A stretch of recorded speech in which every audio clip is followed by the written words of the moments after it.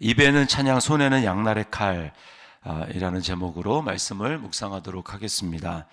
자, 이제 오늘도 이제 그동안 계속 읽어왔던 시편과 같이 할렐루야로 이렇게 시작하고 또 할렐루야로 끝납니다. 할렐루야.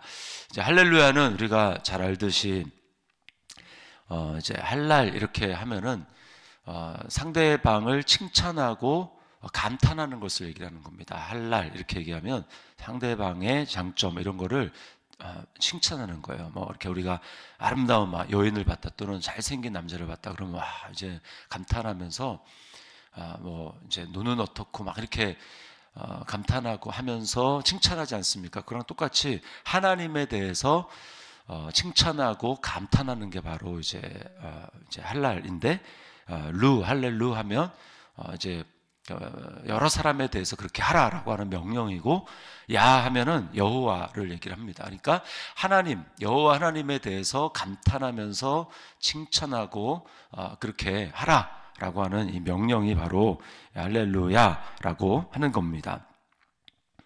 자, 특별히 여기 이제 우리가 주목할 것은 새 노래로라고 하는 겁니다. 이런 이제 많은 표현이 시편에 나오거든요. 새 노래로.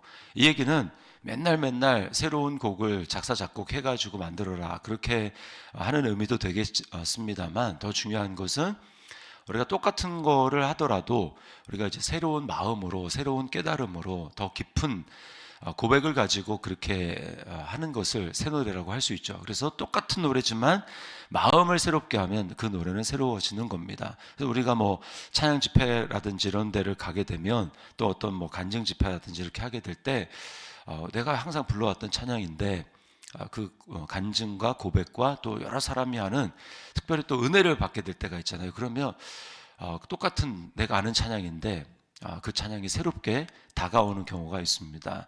그게 바로 이제 새 노래로 하나님을 찬양하는 거죠. 자, 그리고 찬양은 언제가 또 찬양다운가? 여기 성도의 모임 가운데서 이렇게 이야기를 합니다. 우리가 모였을 때 또 찬양할 때 그 찬양이 또 새로운 은혜로 우리가 다가오게 되는 거죠.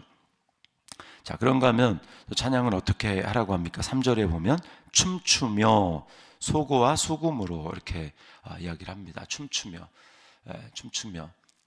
하나님 앞에 찬양하고 또 소고와 수금으로 여기 이제 뭐 내일 본문에 또 나오지만 뭐 재금, 높은 소리 나는 재금, 뭐 낮은 소리 나는 재금, 뭐 여러 가지 다양한 악기들을 가지고 우리가 찬양하는 겁니다. 옛날에 한참 이제 한국이 보수 이제 전통 이렇게 있을 때 교회 안에 뭐 드럼을 못 친다, 뭐 또 일렉을 치며 그거는 세상 밴드에서 치는 건데 뭔 일렉을 치느냐 이런 걸 가지고 이제 뭐 이렇게 시시비비를 가리고 뭐 그럴 때가 있었습니다. 그런데 우리가 세상에서 우리의 즐거움과 우리의 기쁨과 사람들의 즐거움을 위해서 우리가 악기를 연주한다면 그 모든 수단을 창의적인 모든 수단을 동원해서 우리가 하나님을 높이는데 찬양할 수 있어야 합니다.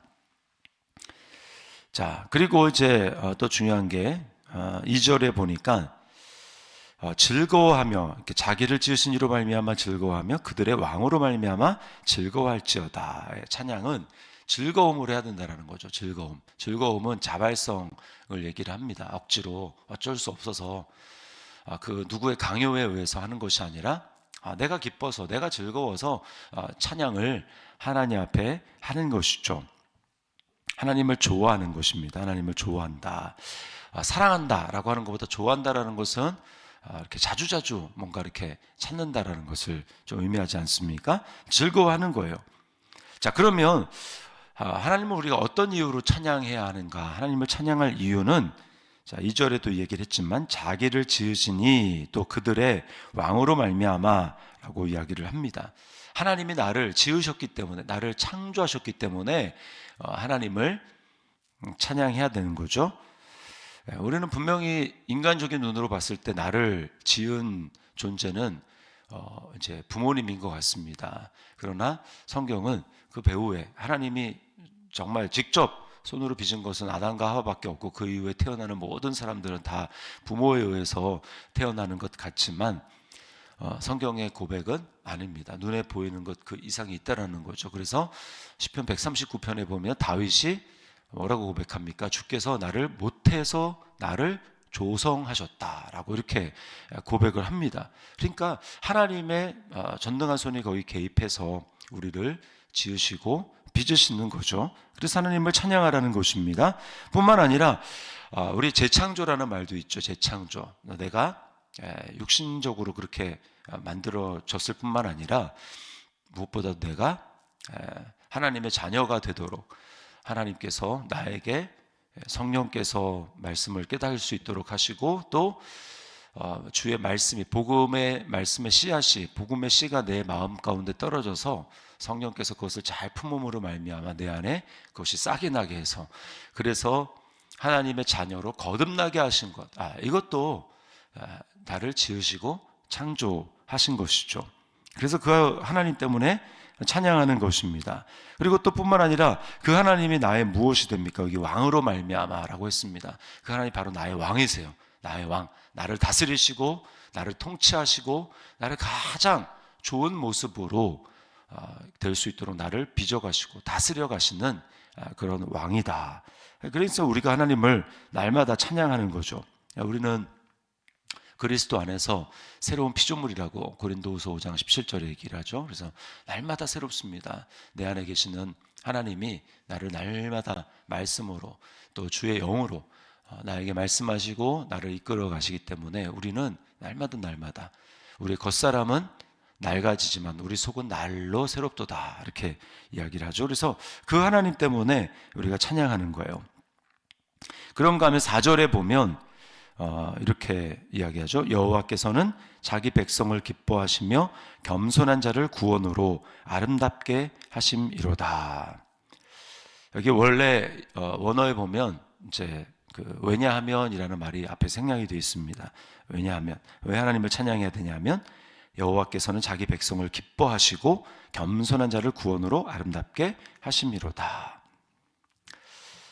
자, 여기 기뻐하신다.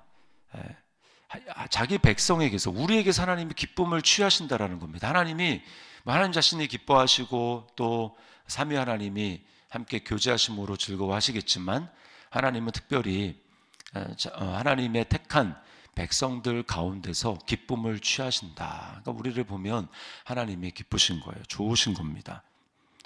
그렇기 때문에 그렇게 기뻐하시는 하나님, 나를 보면서 기쁨을 취하시는 하나님, 나를 보면서 하나님 뭐가 기뻐하는 일이 없을까라고 할 때 하나님께서 나를 보면 기쁘다는 거예요. 그런 하나님이기 때문에 우리가 그 하나님을 보면서 또 하나님이 나를 그렇게 기뻐하셔? 나 같은 자를 하나님이 그렇게 기뻐하고 즐거워하셔? 라고 하는 것 때문에 또 우리가 하나님을 찬양하는 거죠.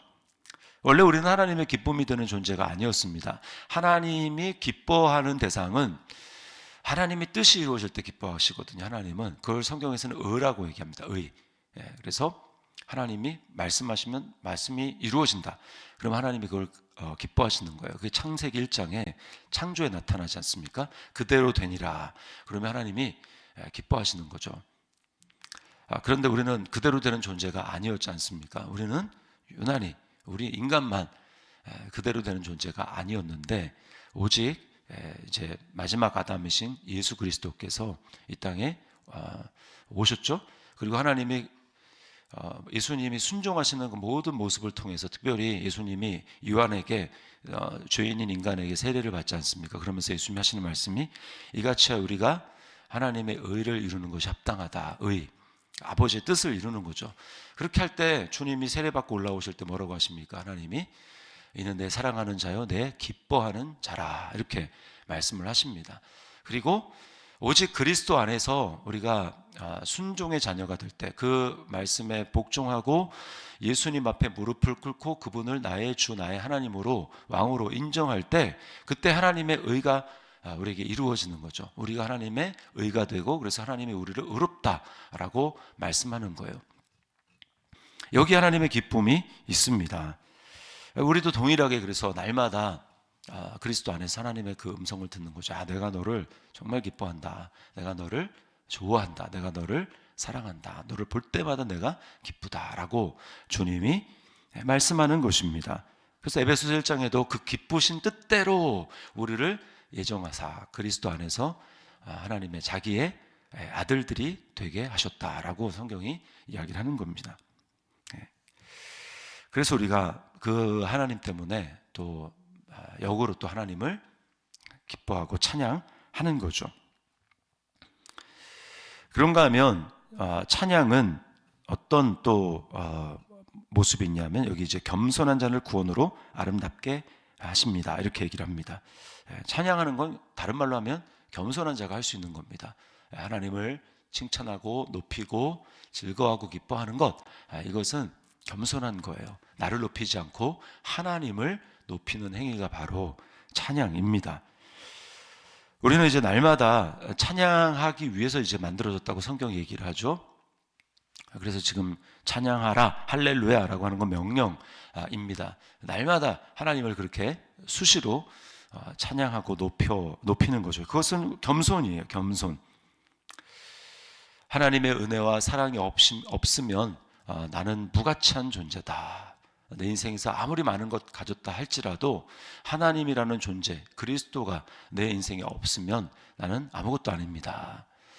그러나 아무것도 가지지 않았다 할지라도 내 인생에서 예수 그리스도 한 분 계시면 나는 다 가진 자다라고 하는 것을 인정하는 것, 그것이야말로 겸손이고 그것이 하나님을 또 기쁘게 하는 것입니다. 그게 바로 성도의 영광이죠. 5절에 보면 성도들은 영광 중에 즐거워하며, 성도의 영광은 하나님입니다. 하나님, 그리스도가 바로 우리의 영광이에요. 그래서 로마서 8장에 보면 뭐라고 얘기합니까? 우리 현재의 모습은 탄식하는 존재라고 얘기를 하죠. 탄식. 괴로움과 고통이 분명히 있습니다. 어려움이 있어요. 그러나 또 뭐라고 얘기합니까? 근데 잘 생각해 보니까 생각하건대 현재의 고난은 장차 우리에게 나타날 영광과 비교할 수 없도다. 옛날 개역 한글에는 좋게 비교할 수 없다. 비교가 상대가 안 된다는 거예요.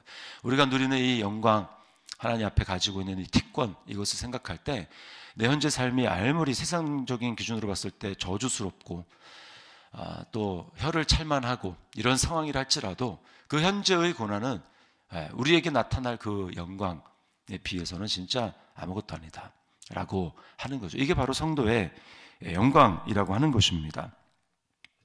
9절에 이런 영광은 그의 모든 성도에게 있도다 라고 이야기를 하죠.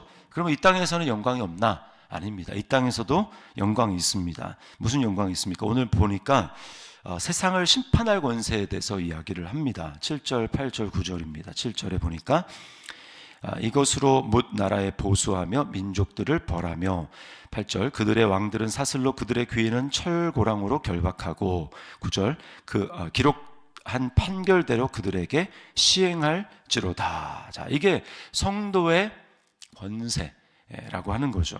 성도의 권세.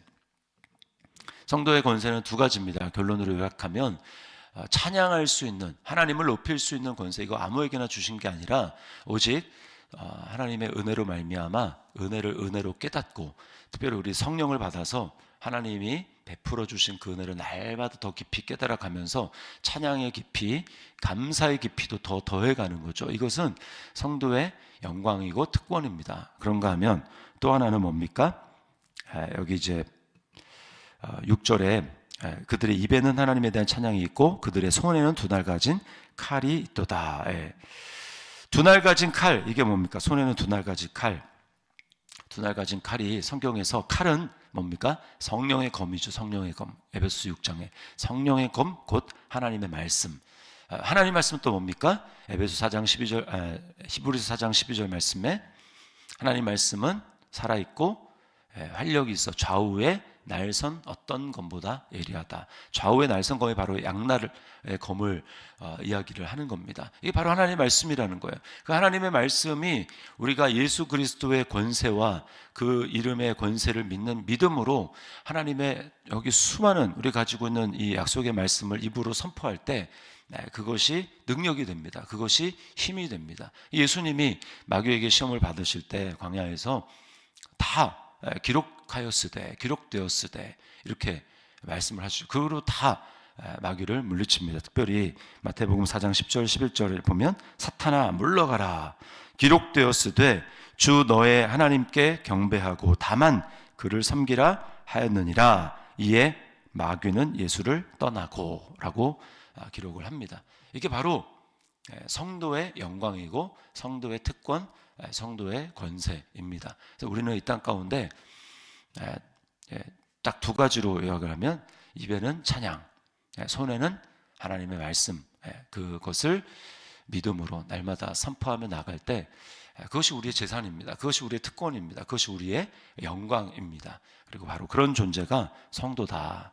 마지막 날 우리가 그리스도와 함께 왕노릇하며 천사도 심판하고 세상을 함께 그리스도와 함께 다스리며 심판할 존재가 바로 성도라고 하는 것입니다. 그래서 오늘 이 말씀을 기억하면서 입에는 찬양, 손에는 하나님의 말씀, 그것으로 오늘도 하루를 승리하며 나아가는 우리 저와 여러분의 삶이 될 수 있기를 주님의 이름으로 축원합니다.